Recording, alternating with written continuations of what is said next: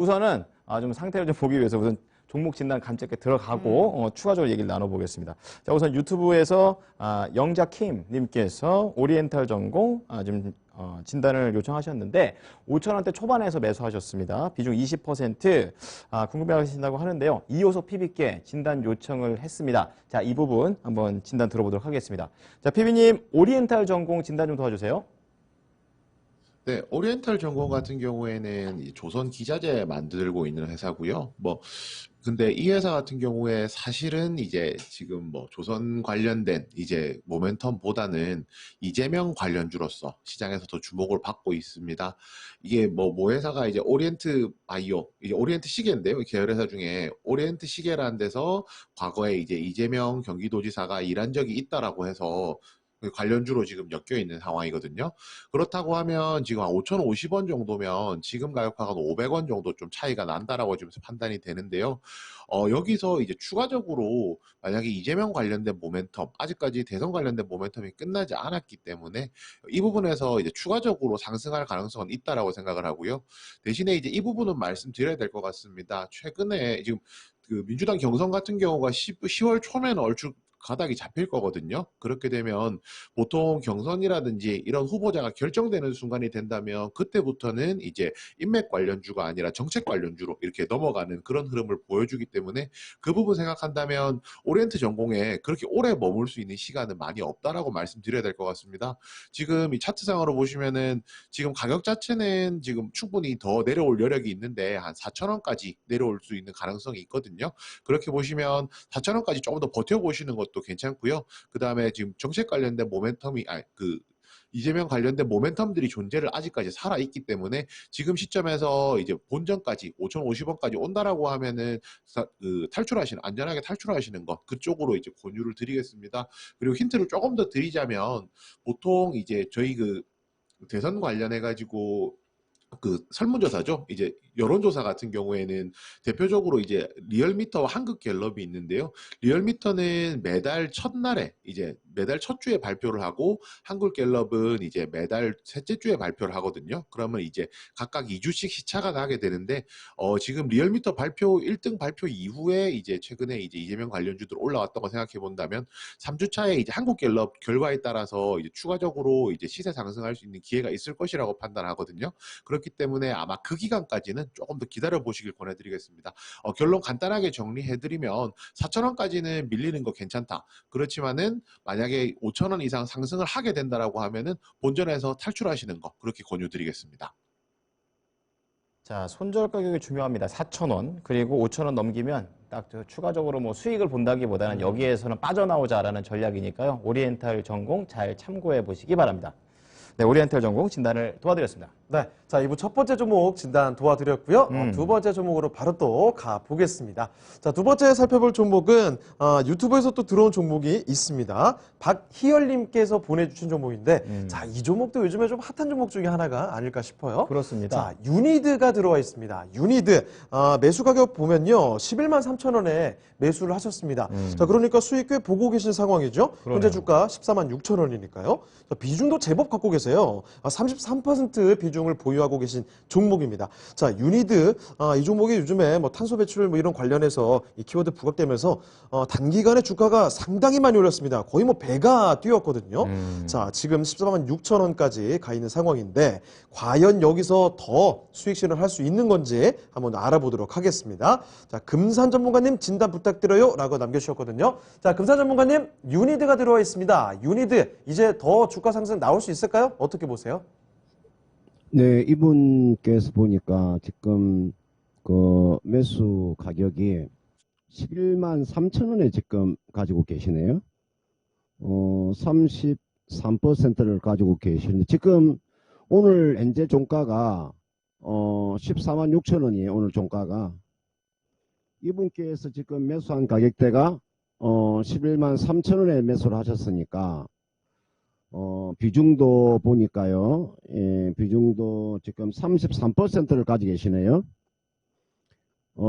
이분께서는 제가 봤을 때는 그 시장의 패션을 잘 읽어내는 것 같아요. 그러니까 제가 이분 같은 경우는 이 시장의 패션을 너무나 잘 읽어내는 것 같아요.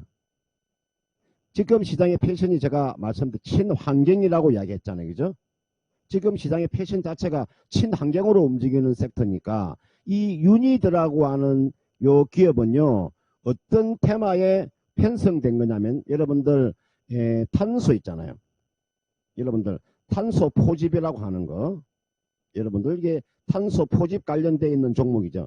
그러니까 쉽게 아주 말씀드리면요. 탄소 포집이 뭔가를 제가 간단하게 말씀드리면 여러분들 그냥 이산화탄소를요. 제거하는 기술을 가지고 있는 기업이에요.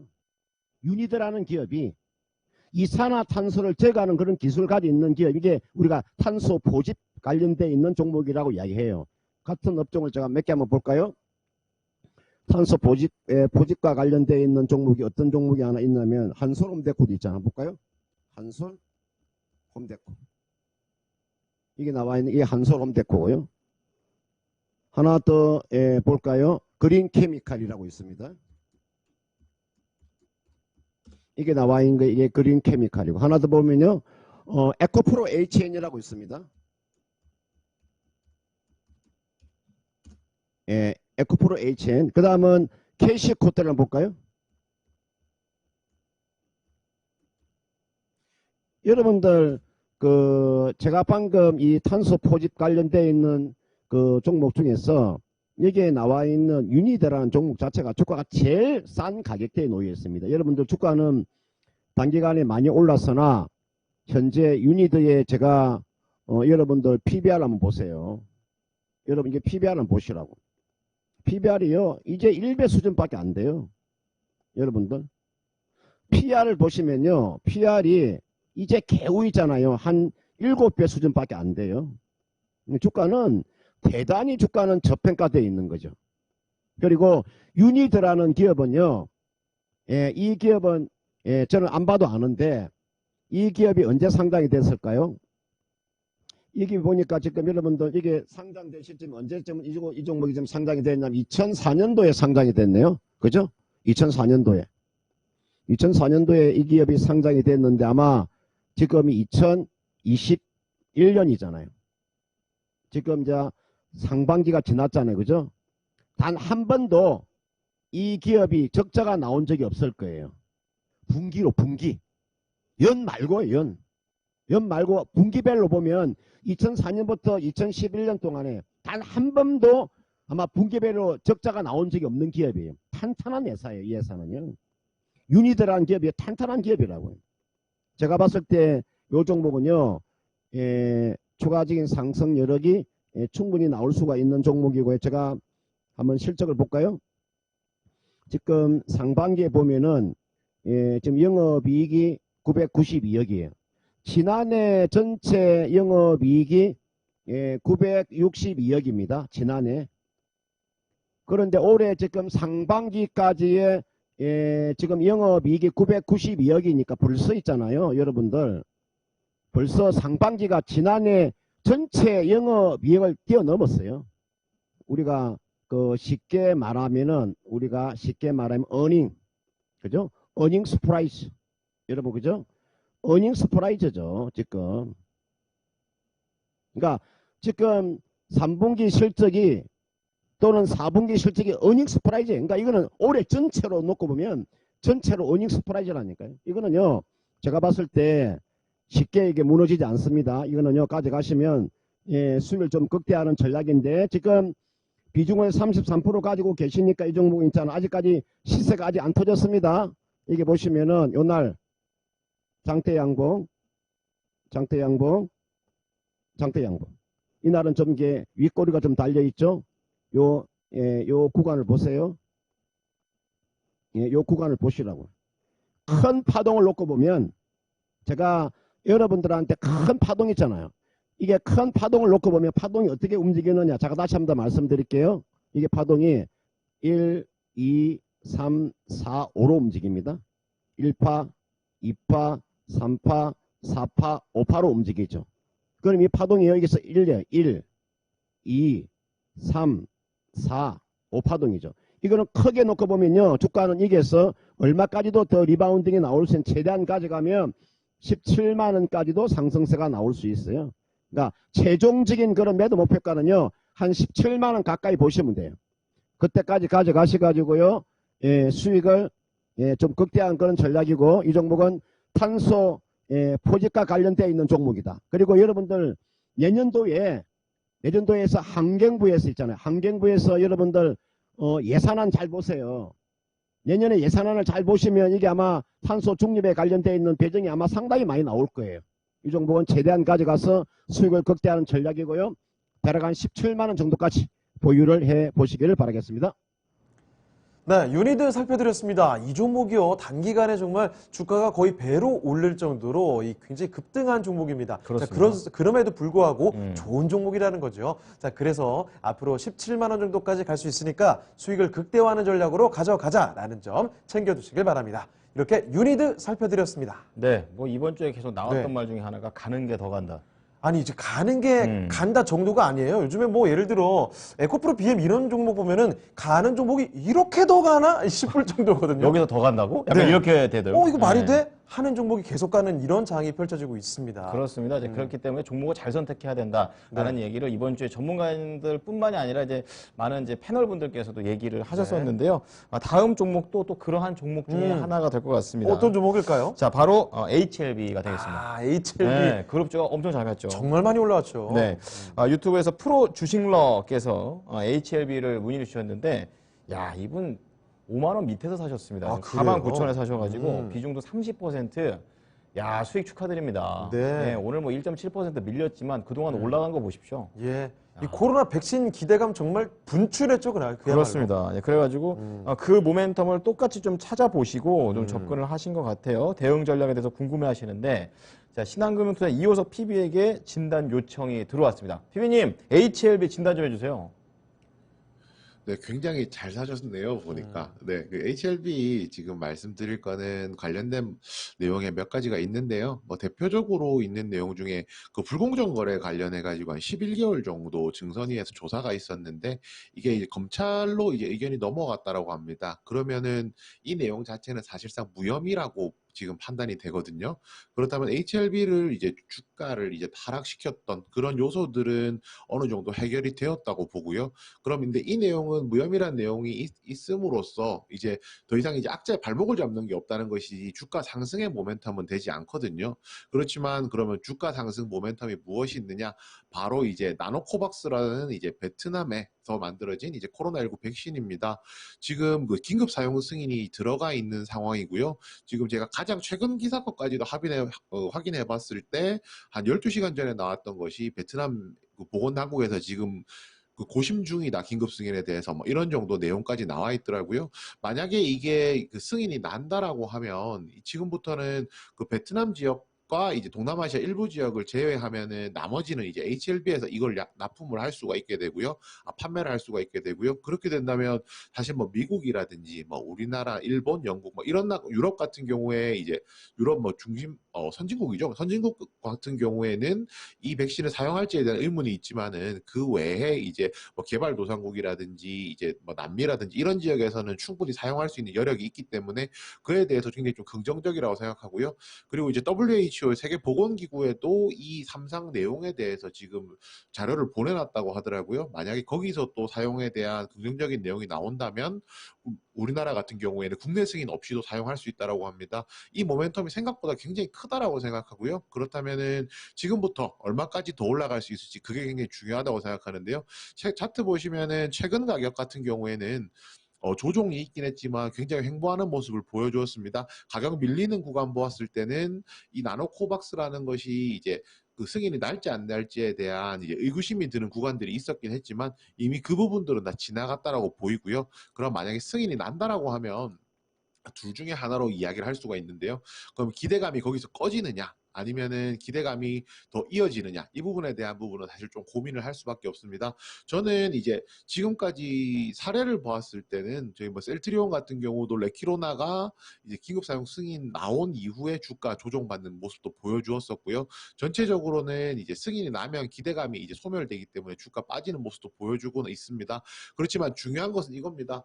이제 지금 짧은 관점에서는 당연히 주가가 조정이 나오는 것이 맞겠지만은 긴 관점에서 봤을 때는 이 제품이 이제 판매가 되기 시작하면서 그에 따라서 이제 수익성 자체가 굉장히 커질 수밖에 없다라고 보거든요. 그래서 그 차트로 보았을 때 단기적으로 월봉입니다. 월봉으로 보았을 때 한 8만 원까지는 충분히 가능하다 말씀드려야 될 것 같고요. 지금 이제 사신 가격이 한 4만 9천 원 정도로 좀 싸게 샀다기보다는 밑에서 잘 잡으셨잖아요. 그렇기 때문에 발표 이후에 주가가 조정이 나온다면 한 절반 정도는 차익 실현, 나머지는 계속 가져가시는 걸로 8만 원까지 가져가시는 걸로 그렇게 전략 제시해 드리겠습니다. HLB 8만 원. 야, 목표가 8만 원까지 지금 네. 잡아주셨습니다. 그럼 지금 5만 원에 사셨는데 네. 8만 원까지. 굉장한 수익이네요. 야, 진짜 가는 게 더 잘 간다. 이런 종목에 딱 맞는 게 아닌가 또 이런 생각이 듭니다. 자, HLB 많은 수익 내고 나오시기 바랍니다. 지금까지 HLB였습니다. 네. 자, 계속 또 종목 진단 가볼게요. 이번에는요, 또 유튜브 통해서 아주 낭만적인 닉네임으로 지금 신청이 들어와 있거든요. 아, 좋은데요. 자, 이 유튜브에 비와 추억 속으로 님께서 남겨주셨습니다. 아, 좋죠. 비 오면 약간 추억에 잠기죠. 왠지 약간 어. 라디오를 한번 틀어봐야 될 것 같은 그런 느낌이네요. 이 밤중에. 좋습니다. 커피도 한잔하고 싶고요. 네. 자, 비와 추억 속으로 님께서 지금 갖고 계신 추억은요, 평화산업에 대한 추억입니다. 자, 평화산업, 이 종목이 한번 급등이 나왔다가 좀 휘청거리다가, 한 번 또 급등이 나왔다가 휘청거리다. 변동성이 이런 좀 종목이 크네요. 특성이 있거든요. 예, 예. 자, 매수하신 가격 보니까요, 2,590원입니다. 자, 일단 매수가보다 좀 떨어져 있는 상황이죠. 네. 30% 비중이신데요. 이 종목이 얼마 전에 8월 31일에 2,795원까지 고점을 만들었어요. 자, 급격하게 올라갔다가 다시 한번 또 주춤거리면서 조정을 받고 있는 모습인데 현재 2,115원입니다. 자, 그래서 지금 말씀해 주시는 게 줄곧 떨어지는데 매도해야 하나요? 꼭 좀 부탁드립니다. 너무 힘드네요. 라고 해주셨거든요. 자, 줄곧 떨어진다는 말씀을 해주신 거 보니까 바로 이렇게 고점 찍고 좀 내려오면서 그때 매수를 하신 게 아닌가 이런 생각이 듭니다. 그렇군요. 자, 그러면 평화산업 이 종목 어떻게 해야 되는지 이재필 전문가께 알아보도록 하겠습니다. 자, 이재필 전문가님, 평화산업 어떻게 봐야 되겠습니까? 네, 저 필명은 상당히 낭만적이신데 주식은 낭만이 아니다라는 걸 좀 말씀드리고 싶습니다. 이런 상담할 때가 제일 좀 마음이 좀 불편한데요. 자, 우리 시청자님께서는 지금 현재 기업에 대한 분석도 제대로 안 하신 것 같고요. 그 다음에 또 기술적인 부분들, 이런 부분도 전혀 좀 고려하지 않으신 것 같아요. 그리고 또 수급에 대해서도 전혀 분석을 하지 않으신 것 같습니다. 자, 이 평화산업이 움직인 이유는 그 계열사 평화실공업이 저 현대차, 수소차에다가 그 스택에 들어가는 가스켓을 납품한다라는 그런 이유로 이렇게 좀 강한 슈팅이 나왔는데요. 자, 이게 계열사입니다. 그리고 지분을 하나도 갖고 있지가 않아요. 평화산업 같은 경우는. 그리고 평화실공업의 지분을 갖고 있는 회사는 평화홀딩스예요. 평화홀딩스가 50% 정도 들고 있으니까 이 회사하고는 같은 저 계열사라는 거, 그거 외에는 전혀 상관관계가 없습니다.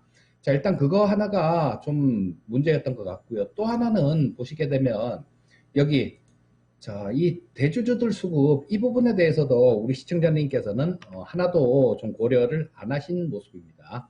자, 보시게 되면 자, 여기 나오죠. 자, 여기 언제부터 이렇게 강하게 매도를 했습니까? 이들이 평화홀딩스에서 팔았죠. 평화홀딩스에서 팔았는데 8월 31일 고점 찍던 날 그날이죠. 그날입니다. 그 다음에 9월 2일, 그 다음에 9월 3일, 9월 6일, 9월 9일까지 주구장창 계속 팔았다라는 거예요. 자, 그리고 이 회사에 대해서 또 이 매매 타이밍도 마찬가지입니다. 매매 타이밍도 2,500원대 잡으셨으면 그냥 쫓아가신 거예요. 자, 그렇다면 이거를 주식을 그냥 낭만으로만 보고 매수를 하신 거 아닌가 싶은 생각이 듭니다. 자, 정말로 냉정하게 주식시장이에요. 이 주식시장에서 어디 다른 일을 하다가 사업을 하다가 좀 돈을 잃으면 동정이라도 받습니다. 아이고 안 됐구나, 잘 하려다 그랬는데. 하지만 이 주식을 투자를 하다가 돈을 잃으시면요, 주변에다가 얘기도 못 합니다. 그래서 이 평화산업 같은 경우는 지금 볼 게 없는 거죠. 그리고 수급 상황도, 다른 수급 상황도 마찬가지였습니다. 보시게 되면 이때부터 시작해갖고 여기 외국인이죠. 자, 외국인들 이렇게 계속 매도를 했고요. 기관 매도를 했고 외국인들도 이쪽에서 매도를 계속하고 있는 그런 모습이잖아요. 자, 그래서 뭐 수급으로 봐도 안 되고요. 그렇다면 이것도 저것도 안 되고 다 안 된다라면 실적이라도 좀 지켜 나와야 되는데 올해 같은 경우는 그나마 실적이 약간은 나옵니다. 그나마 실적이 약간은 나오는데 뭐 이렇게 주가가 급등한 거 이걸 설명이 제대로 될 정도로 그 정도로 실적이 나오는 건 아니에요. 자, 지금 현재 이쪽에서 기관 외국인들 다 팔고 있고 대주주 평화홀딩스까지 주식을 매도를 했다라면 이 주식이 그렇게 쉽게 올라갈 수 있겠습니까? 답은 간단하죠. 올라가기가 좀 힘들 것 같습니다. 그래서 뭐 좀 웬만하면 좀 반등 나오면 그때 매도하십시오라는 그런 말씀을 좀 드리고 싶은데요. 자, 지금 뭐 매도하는 부분들이 조금 강해요. 지금 뭐 이 외국인들 매도도 계속 쏟아지고 있고 그래서 일단은 시청자님 뭐 비중이 30% 정도 되신다는데 이 분명히 수소 모멘텀을 보고 들어가셨을 거예요. 자, 그런데 수소 모멘텀을 보고 들어가시더라도 거기에 핵심 종목을 잡으셔야 됩니다. 핵심 종목이라 하면 그 수소차의 한 원가의 한 40%를 차지하는 게 스택이라는 연료전지 부품이에요. 자, 근데 이 연료전지 부품에 거기에 또 많은 부분을 차지하는 게 PM이라는 막가습기, 분리막. 자, 그런 부분이 굉장히 좀 많은 부분을 차지합니다. 그래서 또 뭐 그런 거 아니면 또 이 수소, 탱크 같은 거, 이런 거 같은 경우는 탄소 섬유가 아니면 안 돼요. 일반 철로 이렇게 만들었을 경우에는 이 수소라는 기체는 굉장히 침투성이 굉장히 강해서 이 쇠 사이에 막 파고 들어갑니다. 막 파고 들어가서 이게 막 움직이다 보면 결국은 폭발하게 돼요.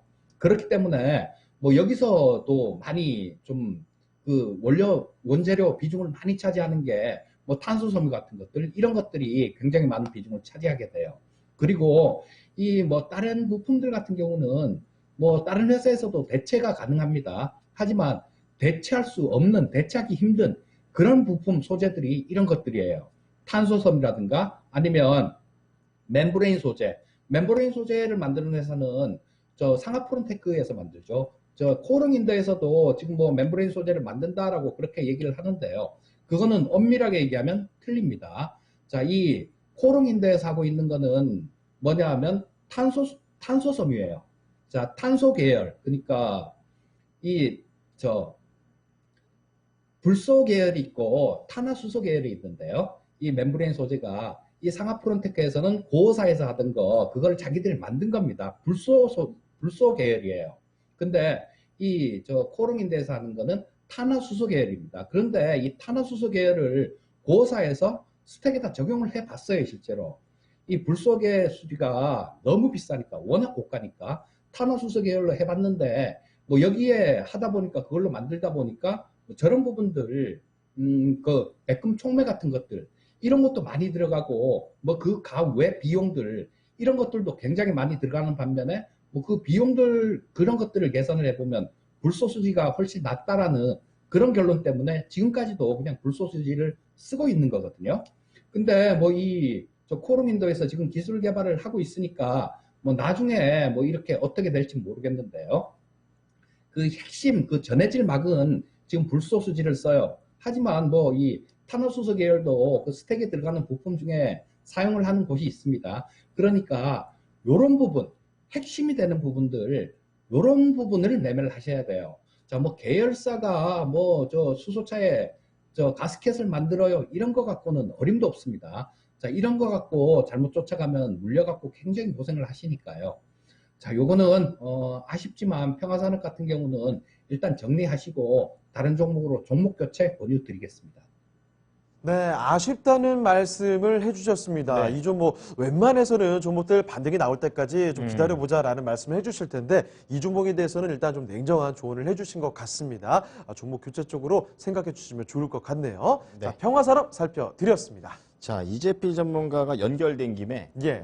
하나 더 연결해서 좀 여쭤보자면 이제 앞서 금산 전문가께도 한번 답을 들어봤잖아요. 그러니까요. 이제 이재필 전문가도 이제 수소와 그리고 풍력 이렇게 두 가지를 말씀해 주셨어요. 좀 더 구체적인 근거 그리고 종목들 들어보고 싶습니다. 수소하고 풍력은 같이 연결되는 관계예요. 따로따로 떨어진 게 아닙니다. 작년에 유럽 쪽에서 그 수소에 대한 그 계획을 발표를 할 때 2030년까지 12기가와트의 해상 풍력을 설치를 한다라고 얘기를 했어요.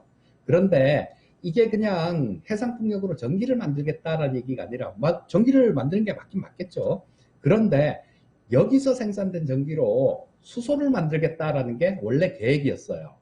자, 그렇다면 이 뭐 해상 풍력 같은 경우는 이 수소 쪽 이런 쪽하고도 연결이 되고요. 또 뭐 이 기가 단위 그러니까 뭐 메가와트 단위로 이 정도로 만들 때는 뭐 저런 것들 뭐 저 태양광 뭐 이런 것들도 유용하게 쓰입니다. 하지만 기가와트 단위의 그 발전을 할 때는 해상 풍력이 가장 적절해요. 대규모로 에너지를 만들 때는.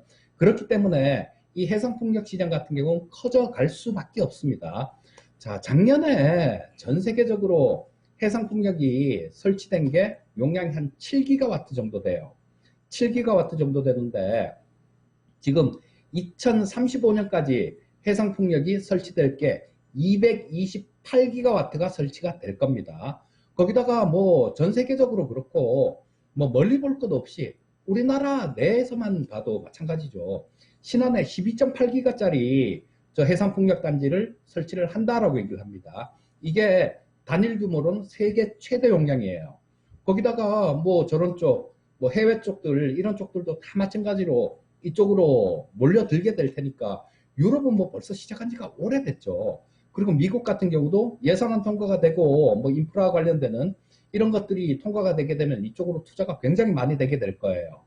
자, 그래서 뭐 현지화를 잘 하고 있는 그리고 풍력 타워 부분 세계 1위 업체인 CS 윈드 같은 것들 이런 것들 지금 1월 달에 10만 원대 찍고 난 다음에 좀 밀리는 이런 모습인데요. 밀려서 지금 몇 프로 횡보하고 있는 거죠. 아까 에코프로 BM도 말씀을 드렸었죠. 자, CS 윈드 차트를 한번 보여드릴게요.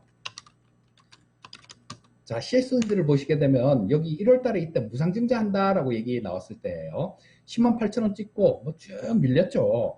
쭉 밀려갖고 지금 현재 뭐 여기서 왔다 갔다 하는 그런 모습인데 점점 이평선 자체가 수렴이 되고 있죠. 자, 240선 올라옵니다. 그리고 60선, 120선, 21선. 자, 거의 좀 수렴이 되는 모습이에요. 자, 이렇게 수렴이 된다라면 나중에 어느 방향으로 움직일까요? 자, 이 회사에서 CEO께서 한 얘기가 있어요. 자, 지금 현재 2017년도에 CS 윈드의 매출이 약 3,100억 정도밖에 안 됐거든요. 2017년도에. 그런데 올해 매출은 1조 2천억이 나올 겁니다. 자, 2024년도 매출이 3조 정도를 목표로 하고 있어요. 3조 정도를. 그리고 뭐 저 미국 풍력회사 베스타스 그 풍력타워 베스타스에서 하던 거 그것도 인수를 했죠. 인수할 때는 뭔가 얘기가 있었겠죠. 야, 우리 이거 너네한테 넘기고 물량 줄게 이런 얘기였겠죠. 자, 그래서 이런 부분들 그리고 유럽 쪽에 만들 부분들 그리고 우리나라도 마찬가지고 각국에 지금 영국에도 영국 법인이 있고요. 얼마 전에 포르투갈 법인도 인수를 했어요. 베트남, 뭐 싱가포르 이런데 아시아권에도 전부 다 해외 법인들이 다 있거든요. 즉 그쪽에서 생산해서 그쪽에다가 가까운 데다가 납품을 할 수 있는 그런 걸 만들어 놨다라는 거예요. M&A를 통해서. 자, 그래서 이 CS 윈드 같은 경우는 잘 보시면 나중에 길게 들고 가시면 상당히 좋을 것 같고요.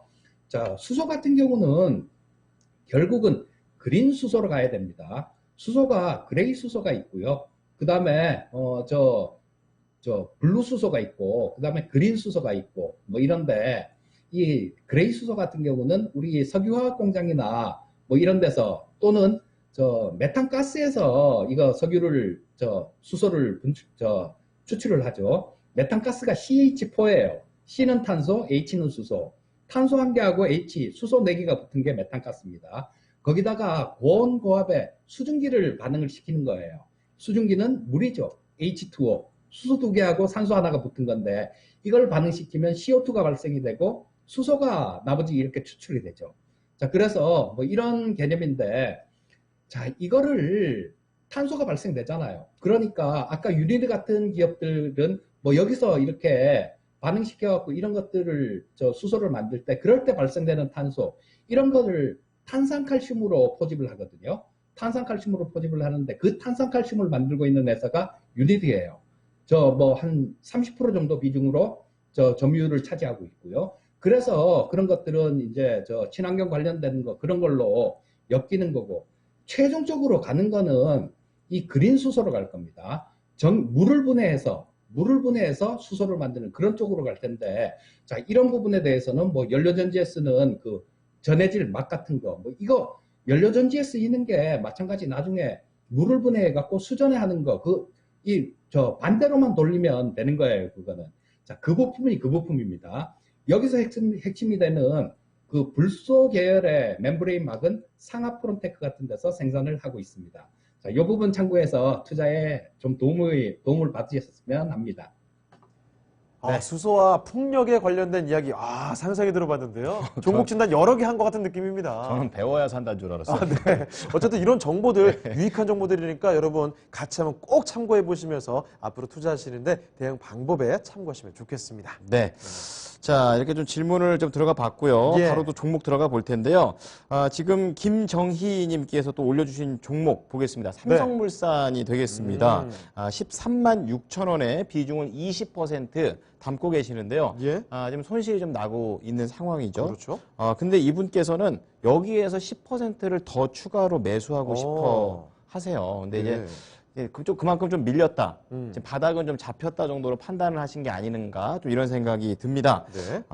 괜찮나요? 이렇게 말씀하셨는데 금산 전문가께 진단 요청을 했습니다. 전문가님 어떻습니까? 삼성물산. 네, 여러분들 그 삼성물산을 현재 보유하고 계시는 분들은 요 TV 앞으로 오세요. 제가 삼성물산에 대한 그 진단을 확실하게 해줄 테니까 삼성물산을 가지고 계시는 분들 지금 TV 앞으로 다 모이세요. 제가 인물학이라는 것을 제가 한번 강의를 해드리고 싶어요. 그러니까 이 삼성물산을 진단하기 위해서는 여러분들 무엇을 알고 계셔야 되느냐. 나는 누구인가에 대한 것도 먼저 생각하세요. 나는 누구인가. 이걸 여러분들이 이것만 잘 알고 계시면 요 답은 나오는 거예요. 나는 누구인가. 나는 이 삼성물산이라는 종목을 가지고 나는 매매를 할 것인가. 잘 들어보세요. 제가 그 인문학 강의하는 내용을 한번 잘 들어보세요. 나는 이걸 가지고 나는 매매를 할 것인가. 매매. 또는 나는 삼성물산을 가지고 나는 투자를 할 것인가. 투자. 제가 이거 이야기해드리는 거 잘 보세요. 여러분들 있잖아요. 이 삼성물산을 여러분들이 매매를 할 것인가 투자를 할 것인가를 결정을 하세요. 이게 가장 중요한 거예요. 왜 그러느냐. 이게 나와 있는 이 삼성물산이라는 기업은 말 그대로 가치주예요. 가치주이기 때문에 반드시요. 이런 종목은 여러분들 인내심을 가지고 매매를 하셔야 돼요. 이게 인내심 없으면 여러분 절대 이거 매매 못해요. 인내심이 있어야 돼. 인내심을 가지고 이 종목은 가져가셔야 된다고. 저는 제가 이런 이야기를 많이 해드렸죠. 대한민국에서 가장 싼 주식은 삼성물산만큼 대한민국에 싼 주식이 없다고 말씀드렸죠.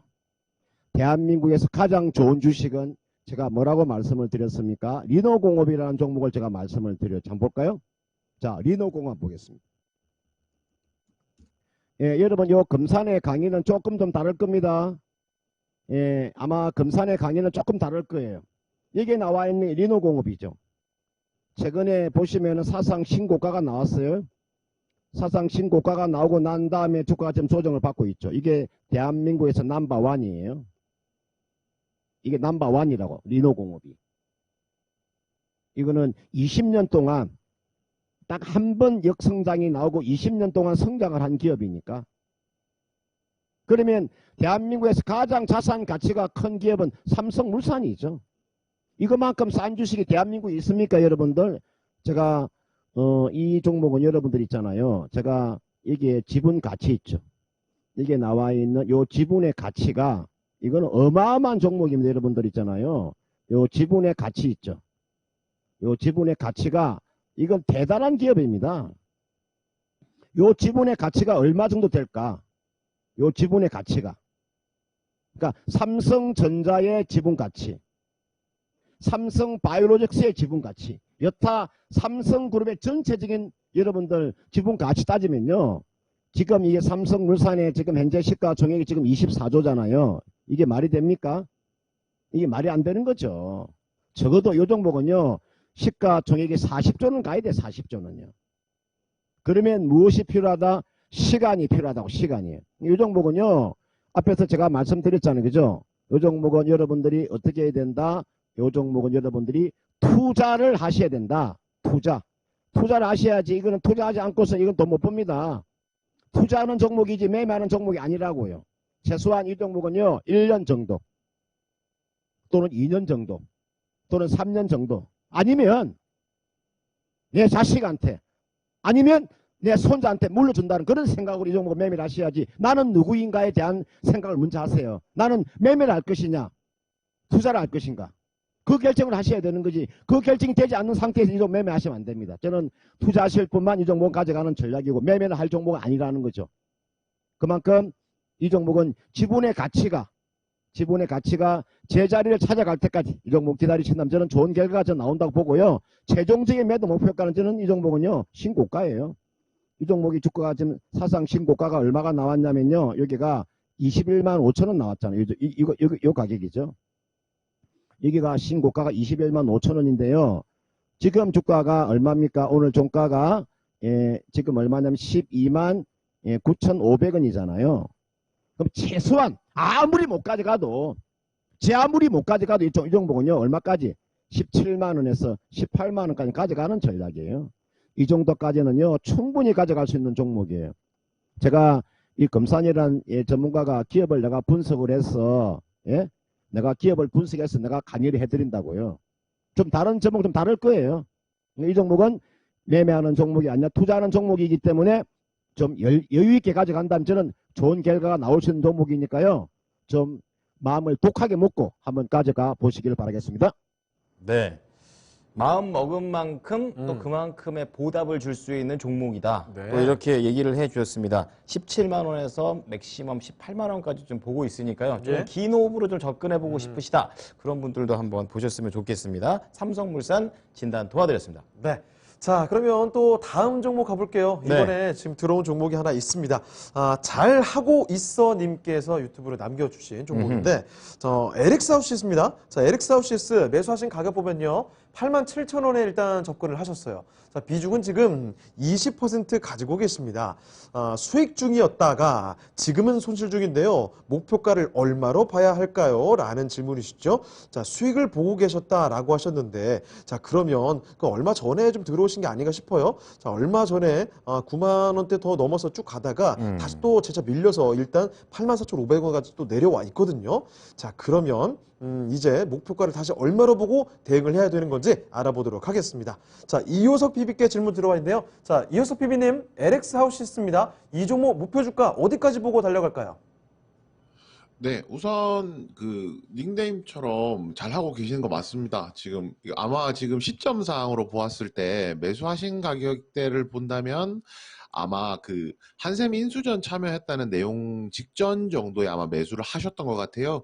지금 관련된 뭐 내용들을 조금만 정리를 해보자면 한샘이 인수전에 이제 LX 하우시스가 이제 참여한다는 이야기가 나오면서 9월 7일에 이제 시세가 강력하게 한번 나왔었는데요.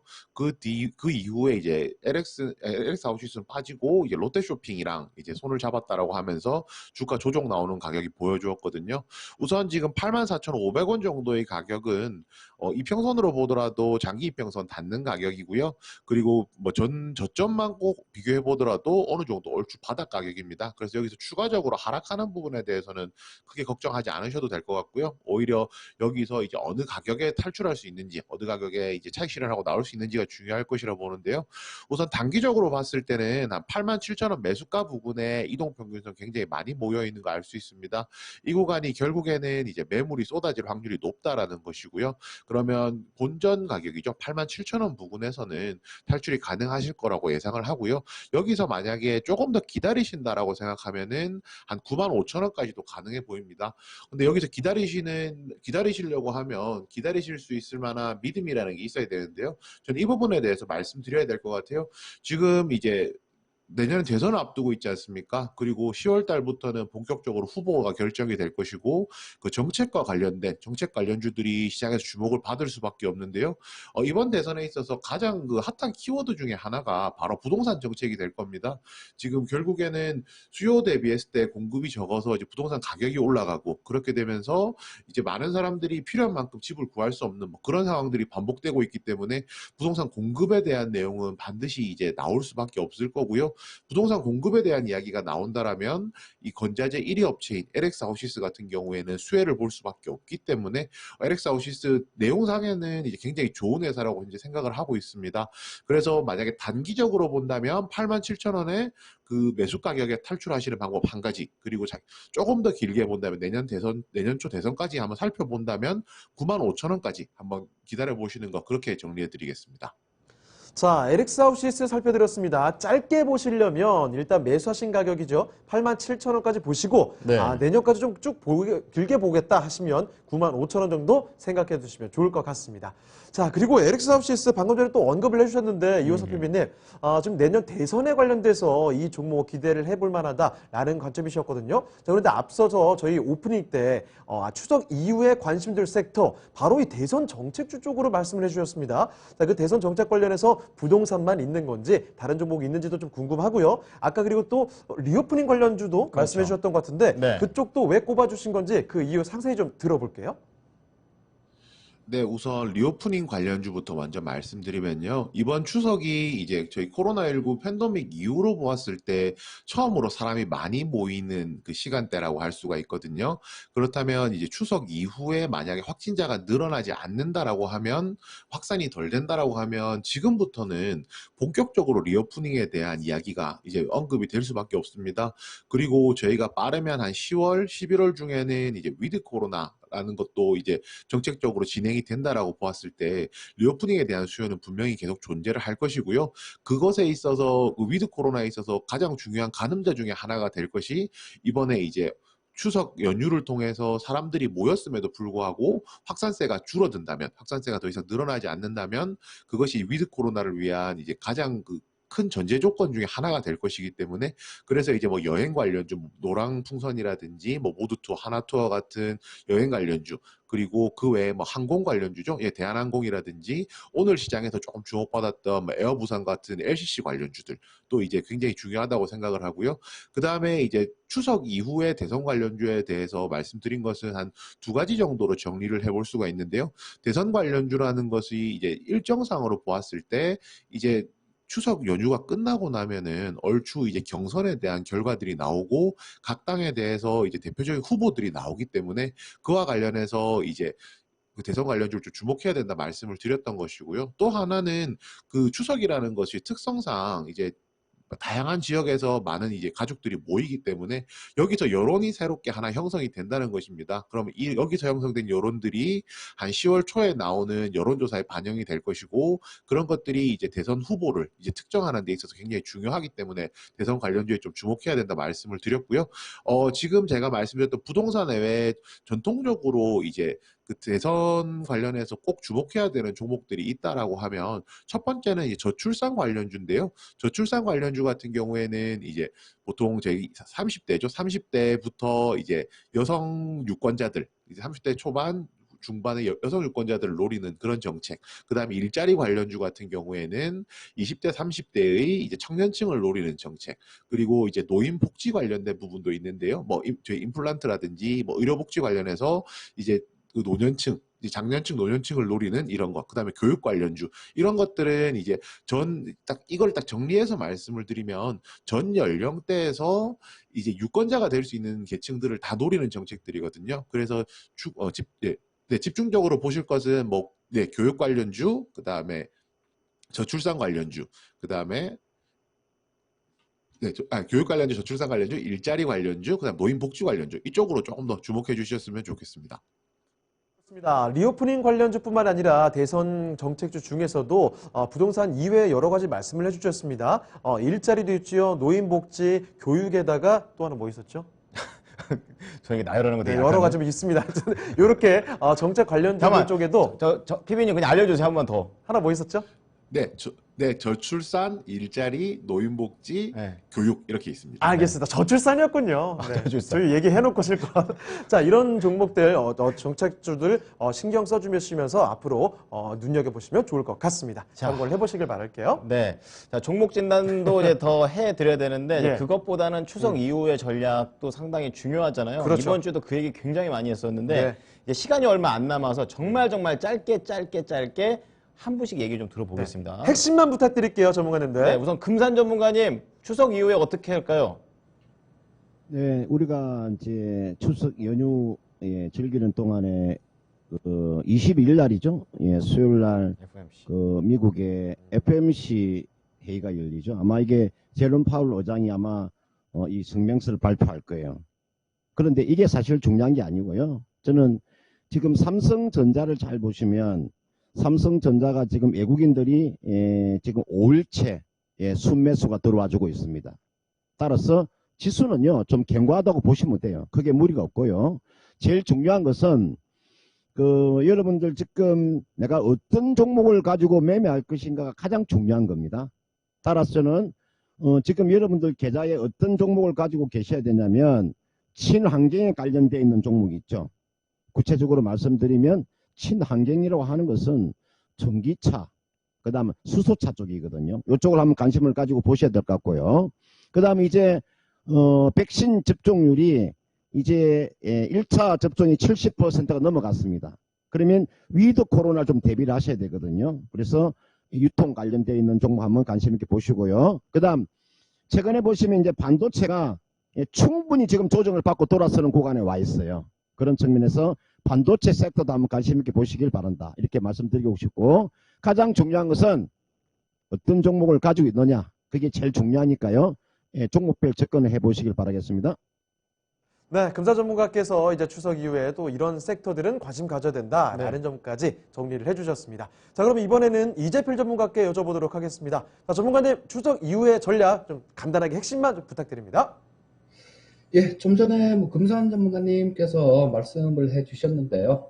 가장 좀 관심을 가져야 될 섹터는 친환경 섹터다라는 그런 생각이 듭니다. 이거는 우리나라가 싫다고 안 할 수 있고 그런 게 아니에요.